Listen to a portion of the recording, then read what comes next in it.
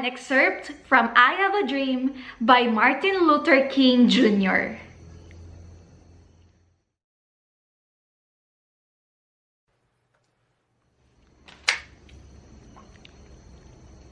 I am happy to join with you today in what will go down in history as a great declaration for freedom in the history of our nation.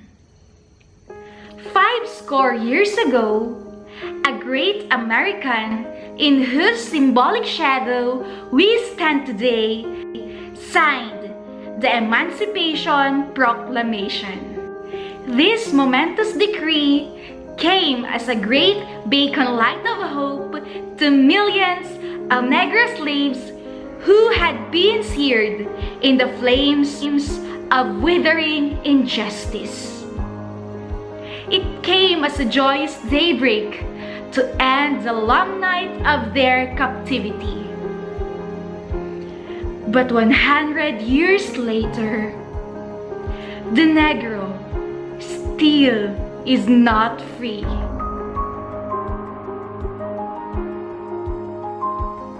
"100 years later, the life of Negro is still sadly crippled in the manacles of segregation and the chains of discrimination. 100 years later, the Negro lives in a lonely island of poverty in the midst of vast ocean of material prosperity. 100 years later, the Negro is still languishing in the corners of American society and finds himself an exile in his own land. And so we have come here today to dramatize a shameful condition. As we walk, we must make a pledge that we shall always march ahead. We cannot turn back. There are those who are asking the devotees of civil rights, when will you be satisfied?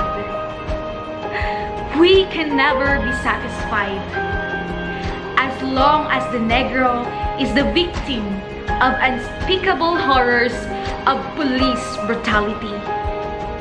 We can never be satisfied as long as our bodies, heavy with the fatigue of travel, cannot gain lodging in the motels of the highways and the hotels of the cities.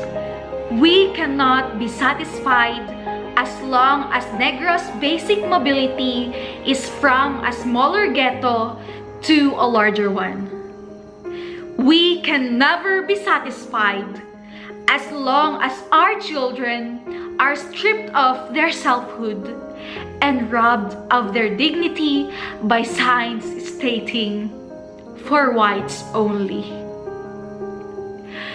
We cannot be satisfied as long as a Negro in Mississippi cannot vote, and a Negro in New York believes he has nothing for which to vote. No, we are not satisfied, and we will not be satisfied until justice rolls down like waters and righteousness like a mighty stream. I am not unmindful that some of you have come here out of great trials and tribulations.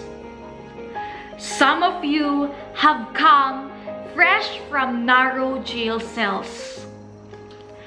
Some of you have come from areas where your quest for freedom left you battered by the storms of persecution and staggered by the winds of police brutality.